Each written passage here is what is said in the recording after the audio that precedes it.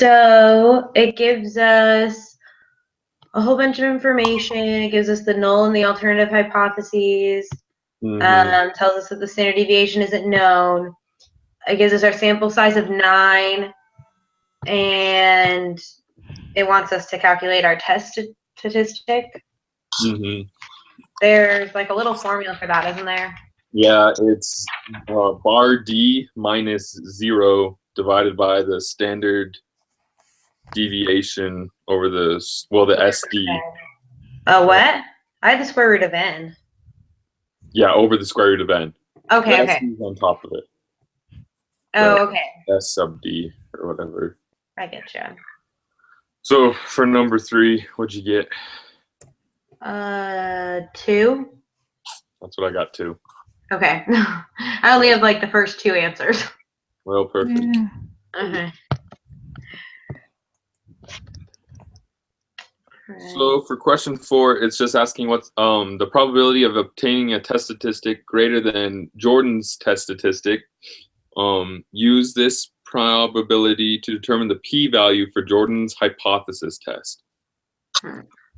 So I messed this one up, and I'm not quite sure how I went wrong, but I think. Okay, I have the answer, and I'm looking at trying to figure out what I did. I think you double the test statistic it gives you, but that doesn't. I'm like off by 1 number because I like submitted because I went through and I answered some questions and I submitted it, and so I know the answer I have is right. But I'm looking at my work and I'm like, where did that come from?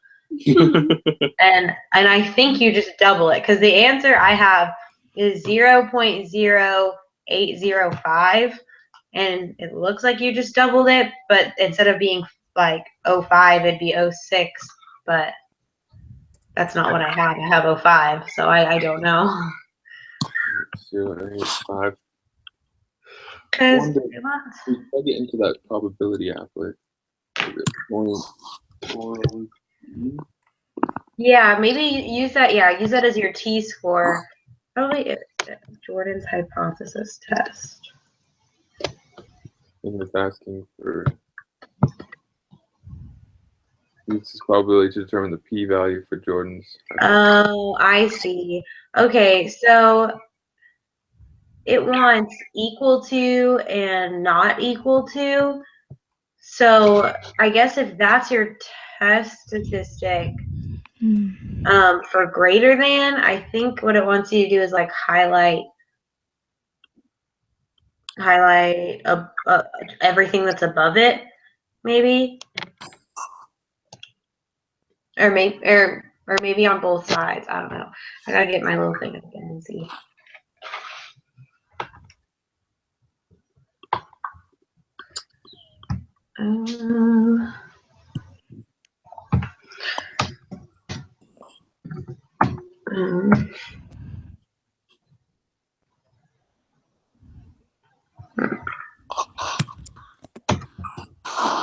Oh, isn't our degrees of freedom like 8?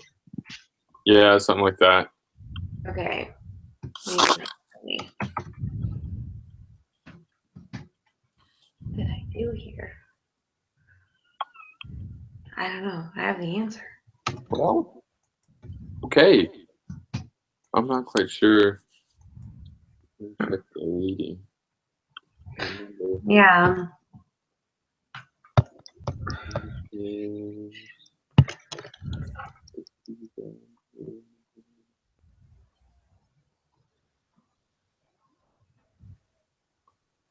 Oh. Hang on a second. I think I figured it out. Okay, I figured it out. Okay, what'd you find? Okay, so if you type in 0.040 and it's your t-score with degrees of freedom of 8, your area comes up as 0.9688. If you take 1 and subtract it from that, the number that you get is 0.0805. Okay. That's how you get it. It's the area minus 1.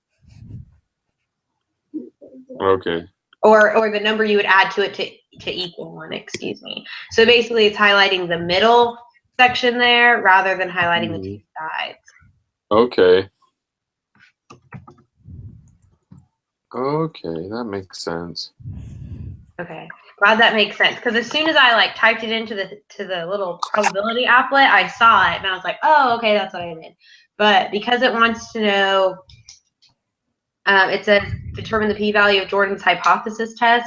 His hypothesis test was equal to and not equal to, so it wants the middle highlighted. Okay.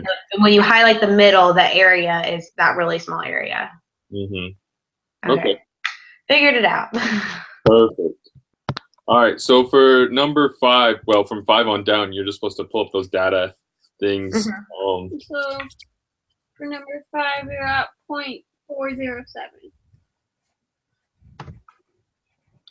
And so when you plug it in, the SQS thing just pulls it up and it just gives it to you. Awesome. I know how to do it with a different set of data. I just can't get to that data. Get to that data, yeah. It was a shorter list. I think there was only like 10 variables or something. I can't. Okay. Exactly. And then for number 6, the p-value is 0.689. Are you putting a 0 in front of it or not? It automatically puts one, so I never do. But you don't get marked wrong if you don't put a 0 in front. You said 689? Yeah. Okay. Awesome. Thanks. And then let's see. I guess based on that p-value that you'd reject the null. You failed to. Failed to. Okay. There you go. Sorry. You're good.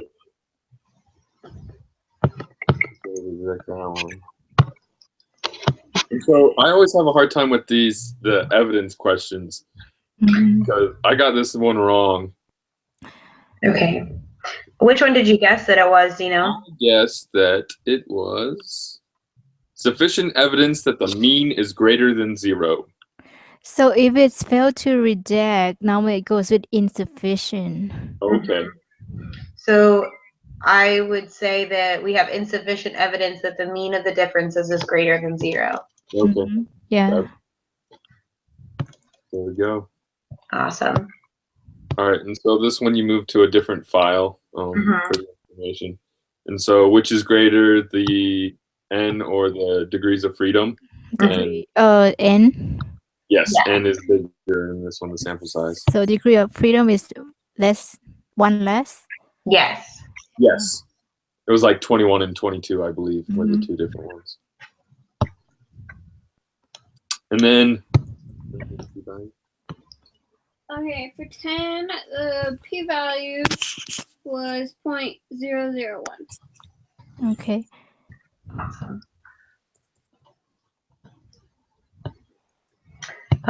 For 11, based on that, so reject. You reject the null. Yep. Awesome. Reject it. Paulina, you want to do 12? Sure. I'm just gonna read to you. You decide to try another alternative hypothesis. This time you use alternative more than 0 and you keep the same level of significance. Does the p-value increase or decrease? You decrease. So when you break it apart, you have to divide it in half. When you're just asking for a one-tailed instead of a two-tailed solution. I see. Yeah, that makes sense. Yeah. It would decrease. All right. So yeah. And then for 13, so with that new information, we would reject the null. Awesome. All right. So 14. So it would be sufficient. Yeah, would it be the first one? We have sufficient evidence that there is no mean difference between the two groups. It's the third one, actually. There is a mean difference between the two groups. Huh. Yeah. Right. Okay, never mind.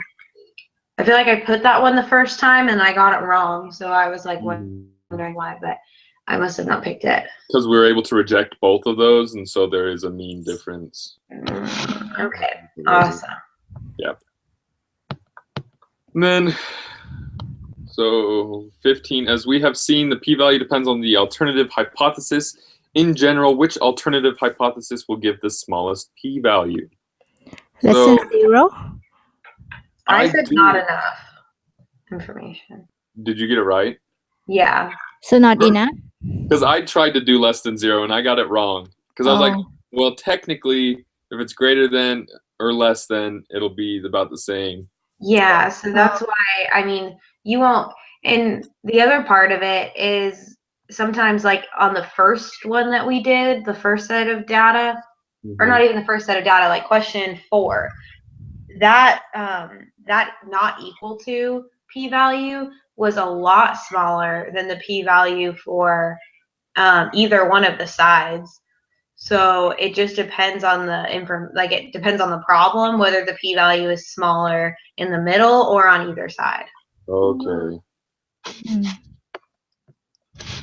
All right. So for 16, it's asking what the point estimate for 95% confidence interval is. And so I just plugged this one on SPSS, and it gave me 11.955. Okay.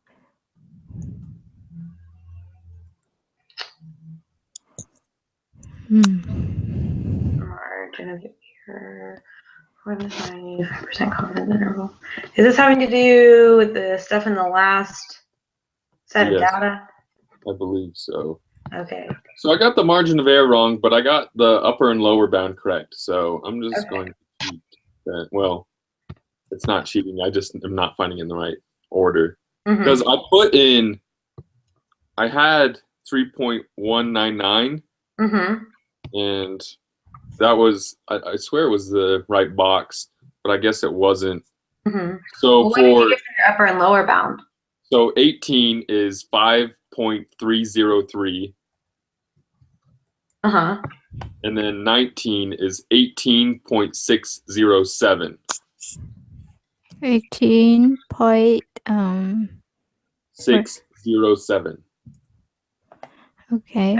So let me, I mean, are you going to like do math to figure out what it should be that way? So I read the answer in question when she talked about margin of error. She said, did you read that? Somebody asked about it. So she put X bar in the middle, and to the left, she kind of drew the graph lower, and to the right upper, and to the left, she put X bar minus ME, margin of error, and on the right is X bar plus ME. Anyhow, so it came down, she wrote down the formula. So when you try to find it, whatever number they gave, it's equal to 2 margin error. So I don't know if that makes sense or not. Some people commented on that. That's not fair because it wasn't in the reading. You know, we wouldn't know that. So I don't know. Did you come across that ever when they talk about that? Where it talks about margin of error? Yes. Like where it's the formula that she gave is like X bar plus margin of error minus X bar minus margin of error equal to margin of error. Let me look. I have notes on margin of error somewhere. If I can find the right notebook. I've got 9 of them. Let's see. Because I think we did it previously. In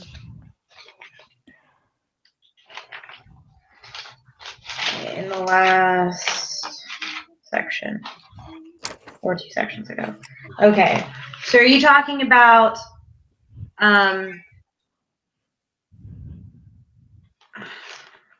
okay, let me go back to the video and let me see if this is what you're talking about. Is this what you're talking about here? I know the margin of error from last lesson 11 that we got, it's equal to Z, you know, the percentage of confidence interval Mhm. times standard deviation divided by square root n. Is that the one you're talking about? I have this. I have your margin of error is 2 times standard deviation over the square root of n, and to find the confidence interval, you add or subtract x bar. Yep. That's what I have. So that's how So it's 6.652 is the correct answer for that one. for margin of error. Okay. I submitted it already. Oh yeah. Wow, you quick. But I just wanted to check to see if I was right. Oh, Okay, so it's 6.652. Yep. so it's, you said you put 3 something, so you double it. That's how you got the answer, right? Double the standard deviation. Mm-hmm. I don't know. I didn't work it. Yeah. I just subtracted the lower bound from the confidence interval with the point estimate. Oh, I see. Using that. So I guess if you have a hard time finding the margin of error, you can find your upper and lower bounds. Yeah, you can always work backwards. Yeah. All right. All right, let me get back to the video. Okay, so I guess I'll go post attendance. Okay. Post